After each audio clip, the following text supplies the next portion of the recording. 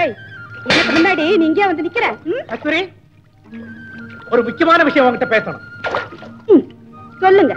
கஸ்தூரி, நம்ம கல்யாணத்தை பத்தி நீ என்ன நினைக்கிற?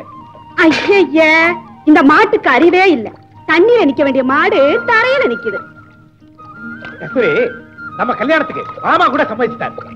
ஆனா உன் சம்மதம்? சேச்சே, சொரணை இல்லாத மாடு இவ்வளவு அழுக்க வச்சுக்கிட்டு எப்படிதான் நடமாடுதோ சனிய. கஸ்தூரி, இப்ப எனக்கு முடிவு தெரிஞ்சாகணும். ஆமா.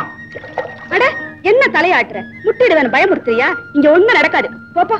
கஸ்தூரி, இந்த பதில் மாட்டுக்கு. அப்ப எனக்கு சொல்லட்டுமா? என் நெஞ்சில ஆசை இருந்தா இந்த கண்ணுல தெரிஞ்சிருக்காது.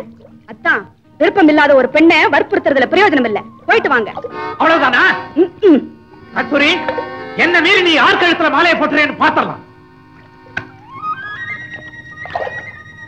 பெரிய மகாராஜா இவர் சொன்னதை மீறிட்டா அப்படியே டமான சுட்டு பொசிக்கிடுவாரு. கஸ்தூரி, அதுதான் சொன்னேனே. என்ன வரவேற்பு ரொம்ப நல்லா இருக்கு.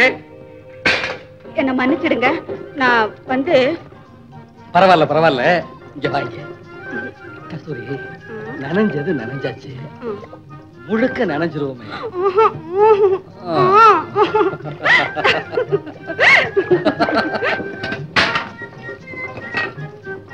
என்னப்பா இது? நானும் 4 நாளா பாத்துக்கிட்டு தான் இருக்கேன். இந்த உடைஞ்சு போன கட்டியும் கையுமா தான் உட்காந்துக்கிட்டு இருக்கீங்க. அம்மா, இதுக்கு பழைய கால் சரியாவே வரல, புதுசாவே ஒண்ணு செஞ்சு போட்டலான்னு பாக்குறேன். ஓஹோ. ஆமா, நீயே இப்படி ஈர துணியோட இருக்க? அது ஈரம் ஆயிடுச்சுப்பா. பைத்தியக்கார பொண்ணு. என்ன கட்டில், புது காலும் பொருந்த மாட்டேன். கோளாறு இந்த காலில் இல்லைங்க, எல்லாமே நம்ம கைத்திறமையை பொறுத்துதான் இருக்கு.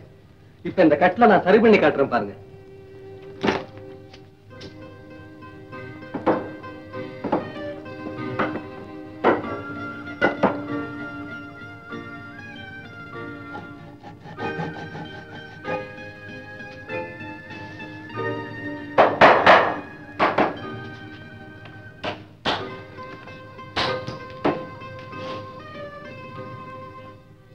எங்க இப்ப உட்கார்ந்து பாருங்க.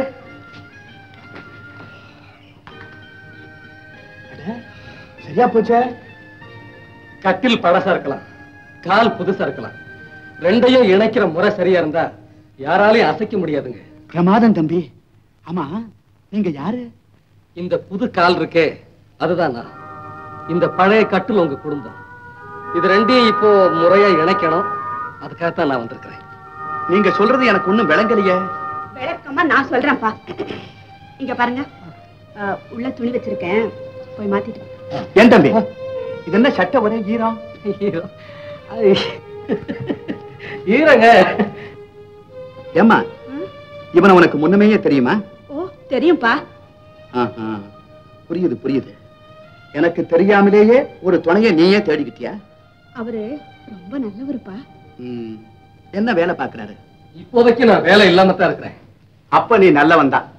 பொண்ணு வீட்டுக்குள்ள வந்து ஆய் ஊயின்னு சவடால் அடிக்காம உண்மையை ஒத்துக்கிட்ட பாரு. பாரு தம்பி, என் மக விருப்பத்துக்கு மாறா நான் எதையும் செய்ய மாட்டேன். ஆனா இந்த கல்யாண பிரச்சனையில ஒரு சிக்கல் இருக்கு. அப்பா, கொஞ்சம் பொறுமா தம்பி. உங்க இஷ்டப்படியே உங்க 2 பேருக்கு கல்யாணம் செய்து வைக்கிறேன். ஆனா ஒரு நிபந்தனை, 1 வருஷத்துக்கு அப்புறம் தான் உங்க கல்யாணம் நடக்கும். 1 வருஷமா? ஆமா தம்பி. இந்த வீட்டு மேல நான் 10,000 ரூபாய் கடன் பட்டிருக்கேன். அந்த கடனை அடைச்சு இந்த வீட்டையே என் மகளுக்கு சீதனமா எழுதி கொடுக்கணும்னு நான் ஆசைப்படுறேன். அதுக்கு 1 வருஷம். உங்க கடனை ஒரே மாசத்துல நான் தீர்த்து வைக்கிறேன். நீயா? உன்னால எப்படிப்பா முடியும்? நீயே வேலை வெட்டி இல்லாதவன். நான் சொல்ல மாட்டேங்க, சொன்னா செய்யாம இருக்க மாட்டேன். கவலைப்படாத, பணத்தோட வர்றேன். அப்பா, நம்ம வீட்டு மேல கடன் இருக்குதுன்னு அவர்கிட்ட ஏன் போய் சொன்னீங்க? நான் காரணமா தான் போய் சொன்னேன். காதலிக்க உனக்கு எப்படி உரிமை இருக்கோ அதே மாதிரி எனக்கு வரப்போற மருமக பிள்ளைக்கு சம்பாதிக்க திறமை இருக்கா இல்லையான்னு சோதிச்சு பார்க்க எனக்கு உரிமை இருக்குமா?